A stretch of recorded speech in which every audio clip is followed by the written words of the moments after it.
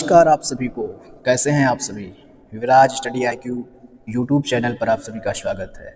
आशा करते हैं आप सभी लोग अच्छे होंगे और इस समय आप मिशन रेलवे फार्मासिस्ट के सपने को साकार करने के लिए बिल्कुल अलर्ट मोड पर होंगे।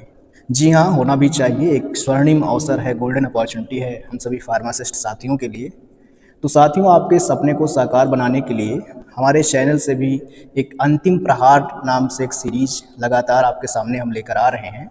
तो आज उसी सीरीज में हम बात करने वाले हैं फार्मास्यूटिकल ज्यूरिस्प्रूडेंस के यानी फार्मेसी लॉ एंड एथिक्स के टॉप 30 क्वेश्चन के, जो अभी तक बार बार RRB फार्मासिस्ट 2019 में, इसके बाद जो भी फार्मासिस्ट से रिलेटेड एग्जाम अलग अलग स्टेट में हुए हैं उन सभी में वो बार बार रिपीटेड हुए हैं। और क्योंकि RRB में जो फार्मास्यूटिकल ज्यूरिस का जो सिलेबस है या जो उससे क्वेश्चन पूछे जाते हैं वो नियर अबाउट लगभग 5 से 6 नंबर तक क्वेश्चन इससे पूछे जाते हैं, तो इसमें पूरा आपको ज़्यादा समय देने की ज़रूरत नहीं है। इतने कम समय में हम वही क्वेश्चन तैयार करेंगे जो मल्टीपल टाइम पूछे गए हैं और फ्रिक्वेंटली आस्क्ड क्वेश्चन हैं। तो चलिए हम स्टार्ट करते हैं ऐसे इम्पॉर्टेंट क्वेश्चन के बारे में। पहला क्वेश्चन है, and government analyst for any other drugs and cosmetic appointed under which section of drug and cosmetic act. दोस्तों, ये बहुत ही कन्फ्यूजन क्वेश्चन होते हैं। तो इसमें पूछा जा रहा है कि जो गवर्नमेंट एनालिस्ट होते हैं उनका appointment drug and cosmetic act की किस अनुच्छेद, किस धारा के अंतर्गत होता है। तो इसका करेक्ट आंसर है schedule 19। Next question, by which section of drug and cosmetic act the drug inspector are appointed.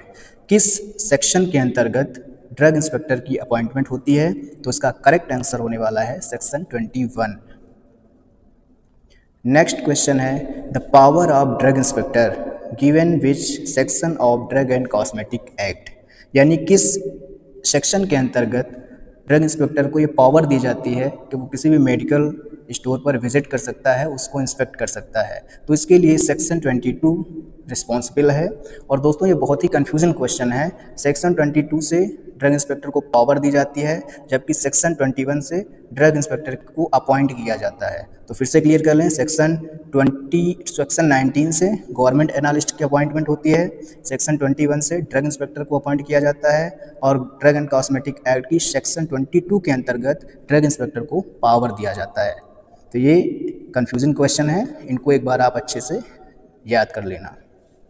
Next question, how many registered pharmacist elected for state pharmacy council.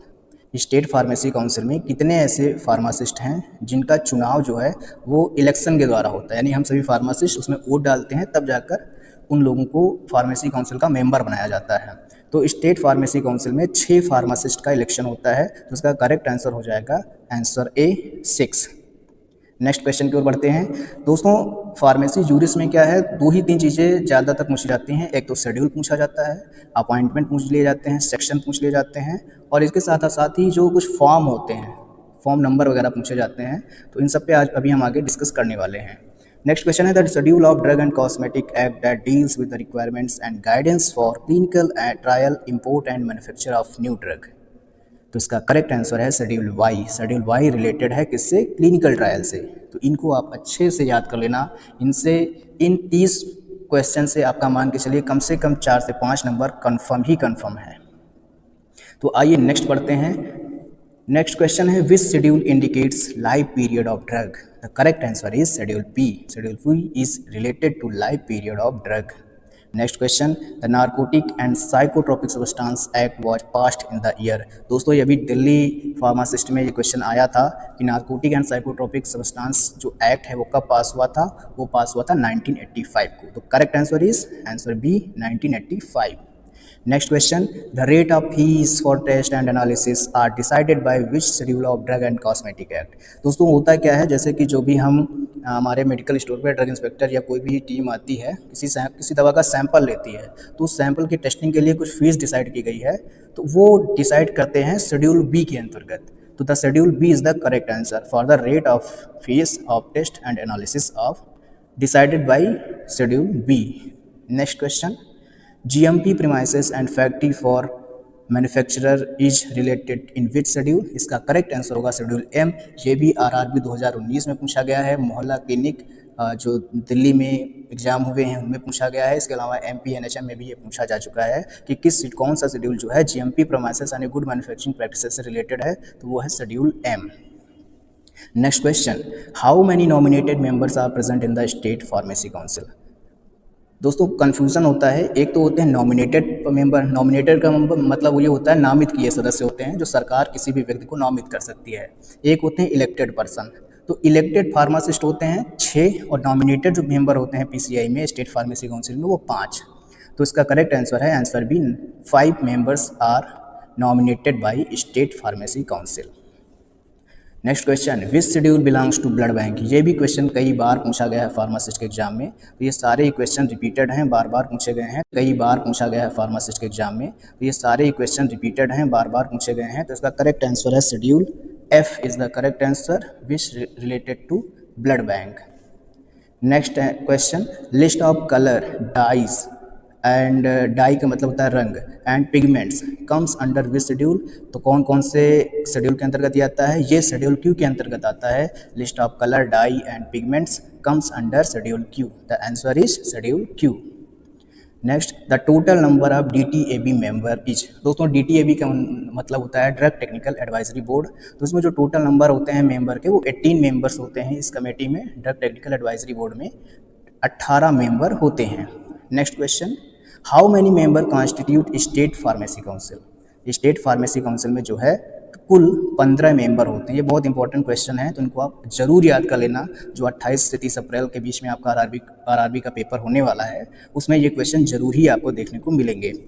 तो इसका करेक्ट आंसर है 15 members present होते हैं हमारी state pharmacy council में।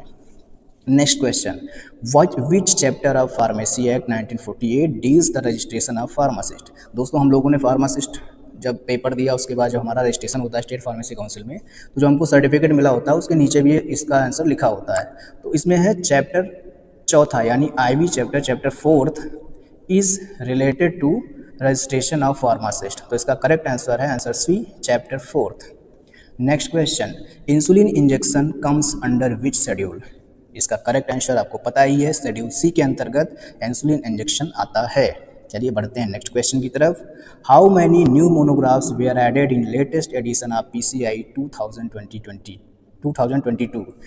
जो PCI का latest edition है, जो फार्माकोपिया का लेटेस्ट एडिशन है, सॉरी यहाँ पर मिस्टेक हुई है, जो फार्माकोपिया का लेटेस्ट एडिशन है 2022 का, उसमें कितने नए मोनोग्राफ ऐड किए गए हैं। तो उसका करेक्ट आंसर है 92। और दोस्तों ये अभी UP NHM में और कई सारी NHM में ये क्वेश्चन पूछा गया था, तो ये भी इंपॉर्टेंट है। 92 नए मोनोग्राफ्स ऐड किए गए हैं latest edition of Indian pharmacopoeia 2022 के एडिशन में। दोस्तों मोनोग्राफ क्या होते हैं, मोनोग्राफ होते हैं description of prescription is known as preparation is known as monographs.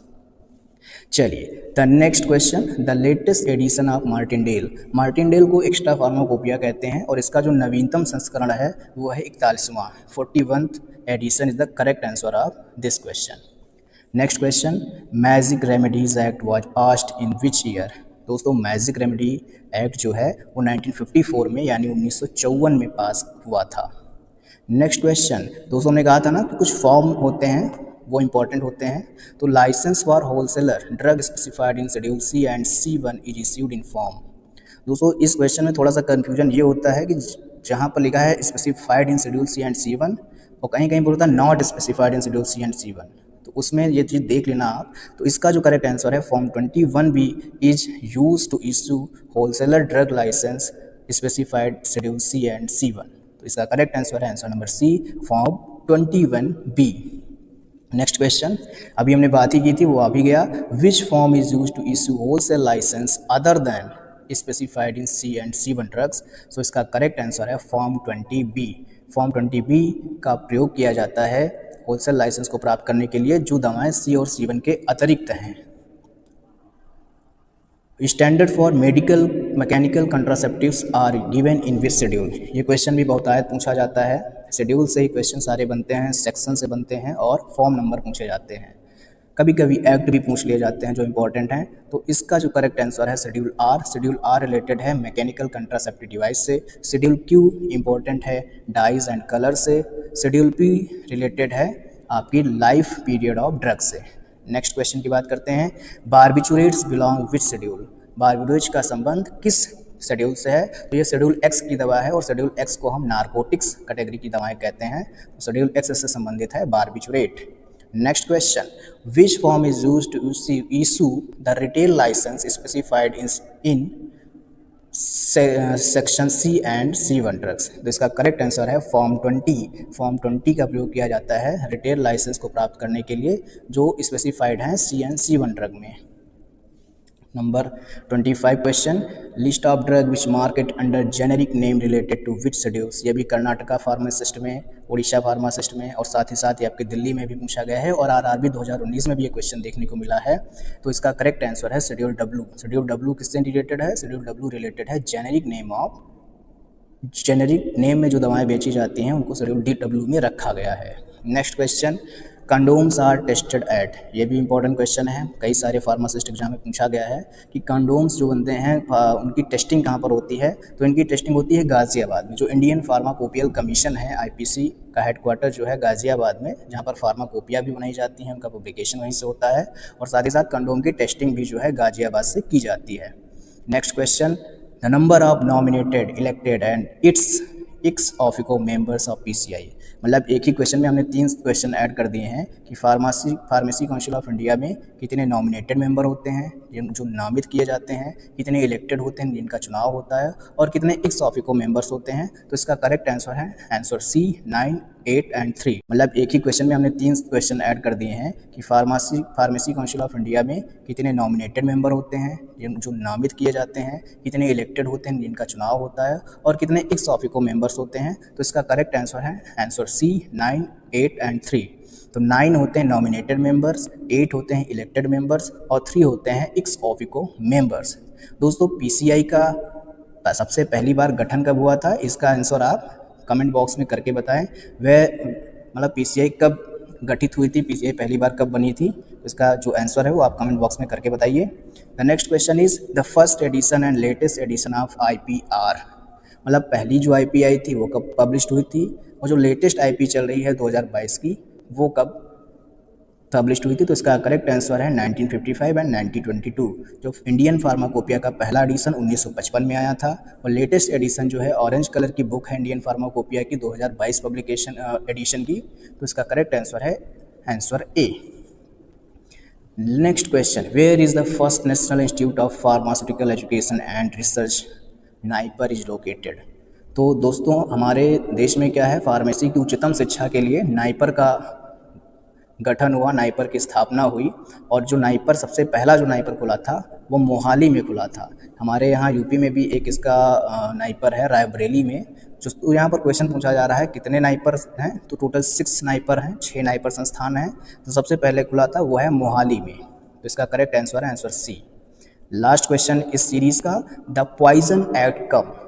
Poison act कब आया? ये भी इंपॉर्टेंट क्वेश्चन है, कई बार पूछा गया है। तो इसका करेक्ट आंसर है 1919 में पॉइजन एक्ट आया था। तो दोस्तों इसी तरीके से अभी इस सीरीज़ का दूसरा सेट भी आएगा जिसमें लगभग 30 क्वेश्चन और होंगे और इन्हीं 2 सीरीज़ को आप याद कर लेंगे, समझ लेंगे तो आपके जो फार्मासिस्ट ज्यूरिस्ट का जो सेक्शन है उससे करीब 5 से 6 नंबर के क्वेश्चन आपके कंफर्म हो जाएंगे। जो आपका आरआरबी 2024 का एग्जाम होना है पैरामेडिकल का 28 से 30 अप्रैल को, वो आपका कंफर्म हो जाएगा इतने number. Thank you for watching.